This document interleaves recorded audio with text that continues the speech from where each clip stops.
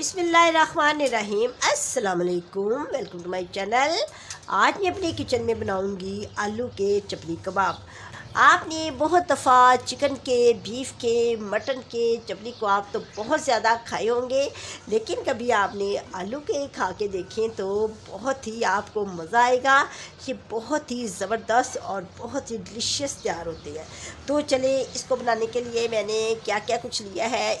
इसमें मैंने 6 आलू लिए हैं और मैंने प्याज, हरी मिर्च, अदरक, लहसुन इसकी मैंने कटिंग करके तो इसको मैंने वॉश करके अच्छी तरह से इससे पानी निकाल के तो मैंने इसको पॉट में डाल दिया है। 2 मेरे पास टमाटर है, इसमें से बीज निकाल लेने हैं। बीज नहीं डालने, बीज निकाल के तो फिर ये टमाटर डालने हैं, क्योंकि बीज जो होती है ना वो पानी छोड़ती हैं आलूओं में। तो जब भी डालती हैं तो बीज को अच्छी तरह निकाल के फिर इसकी कटिंग कर लेनी है छोटी छोटी। मेरे पास हरा धनिया है, इसकी मैंने कटिंग कर ली है। ये पुदीना और धनिया ड्राई है, सूखा हुआ, ये मेरे घर का बना हुआ है, होममेड है। ये हम इसमें डालेंगे। इसमें मैं ये नारदाना डालूँगी, जो कि मैंने अपने घर में ही इसको तैयार किया हुआ है। जब भी मैं कोई सीख कबाब, चपली कबाब या कोई भी रोटियाँ बेसन वाली, आलू वाली बनाते हैं तो उसमें ये मैं नारदाना ज़रूर डालती हूँ। ये बहुत ही मज़े का इसमें लगता है। ये देखिए कितना साफ़ है।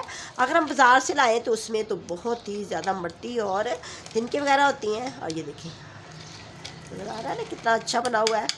तो ये मैं डालूँगी 1 चम्मच।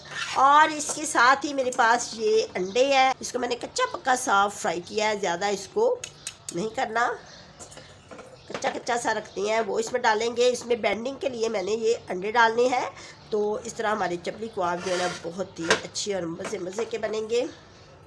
इसमें जो मसाले जाएंगे, 1 चम्मच नमक है, 1 ही चम्मच मेरे पास मिर्च है, क्रश चिली है, और 1 चम्मच ही हल्दी, ज़ीरा, सूखा धनिया, सारे के सारे मसाले 1 ही चम्मच है। ये वाला चम्मच जिसके साथ हम चावल खाते हैं, ठीक है। ये दरमियानी साइज़ का होता है, ये डालेंगे। अगर नमक मिर्च कम हो तो आप अपनी मर्ज़ी से ज़्यादा भी डाल सकते हैं। और ये मेरे पास टमाटर है, ये इसके ऊपर लास्ट में लगाऊंगी। चलिए अब हम स्टार्ट करते हैं। मसाले बस यही जाएंगे जो हमारे किचन में होते हैं, वही मसाले इसमें जाएंगे। अब मैं इसको आलूओं को ग्रेट कर लेती हूँ। इसमें ज़्यादा ब्रीक ग्रेटर नहीं लेना, थोड़ा सा मोटे वाला लेना है। तो इसके साथ मैं ग्रेट करूँगी। बच्चे जो बहुत शौक़ से आलू खाते हैं तो आप उनको इस तरह के चपली कबाब भी बना के खिला सकती हैं। ये देखिए कितने अच्छे ग्रेट हो रहे हैं। जब भी आलूओं को बॉईल करें, आलू को मैंने बॉईल करके इसका छिलका उतार लिया है, तो थोड़ी देर इसको रेस्ट देना है। गरम गरम आलूओं को ग्रेट नहीं करना, फिर अच्छे तरीके से ये ग्रेट नहीं होते। मैंने इसको ठंडा किया है। आप इसको फ्रिज में रख के भी आलू को ठंडा कर सकते हैं और बाहर भी। आलू मेरे ग्रेट हो गए हैं।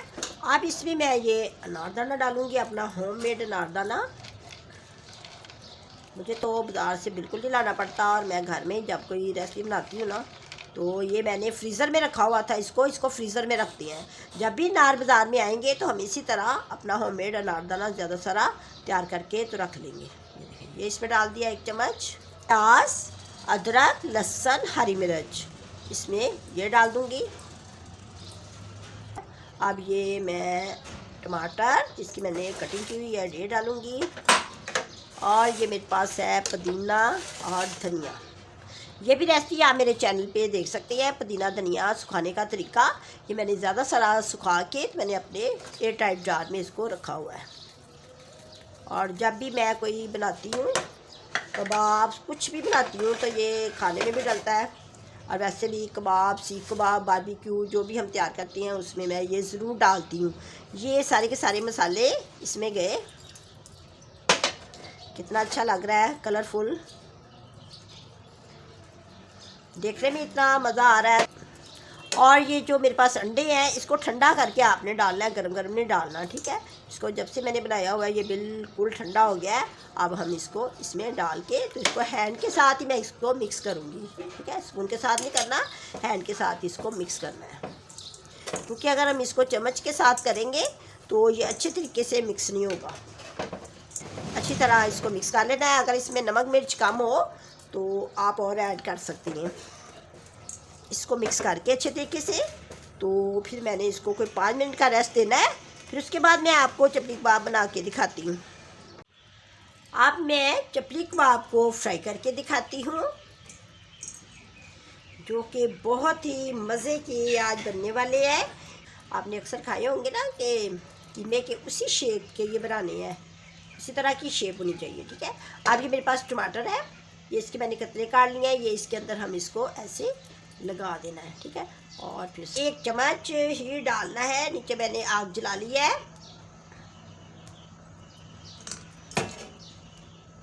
इसी तरह इसको सेपरेट कर लें। अब ये देखिए, इसको मैं पहले ये जो टमाटर वाली साइड है ना, ये नीचे करूँ पहले, ताकि इसके ऊपर जो ना कलर आएगा। ठीक है, इसको फ्राई करते हुए ना इसके ऊपर बड़ा खूबसूरत सा ब्राउन सा कलर आएगा। ये मैं इस तरह डाल दूँ। ठीक है, अब मैं दूसरा बनाऊंगी।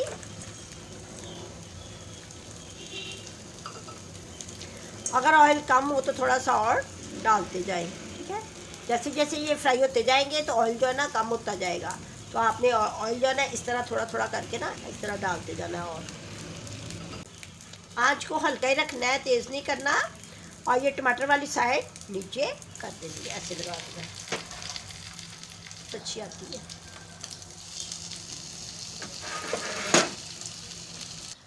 हल्की आंच पे 5 मिनट एक साइड से, 5 मिनट दूसरी साइड से इसको फ्राई करना है।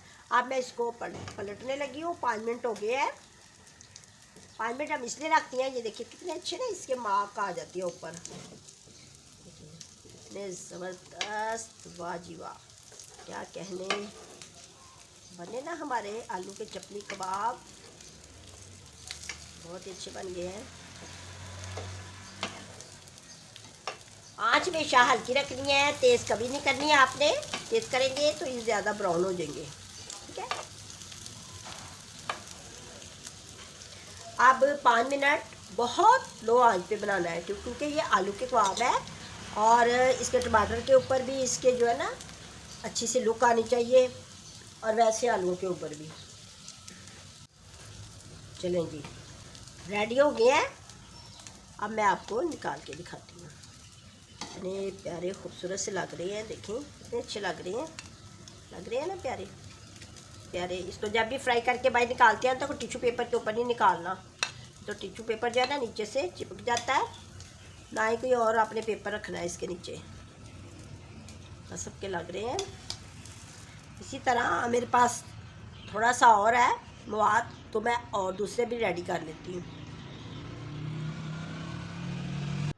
माशाल्लाह बहुत ही मज़ेदार कबाब हमारे बिल्कुल तैयार हो गए हैं।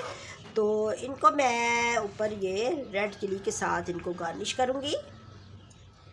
इसके साथ मैंने टमाटो केचप ली है, और ये वाले जो कबाब्स बनाए हैं इसके साथ मैंने ये इमली की चटनी ली है। ये मेरे होममेड बनी हुई है और मैंने रोज़ों के लिए बना के रखी हुई है पहले से ही, ताकि बार बार बनानी ना पड़े।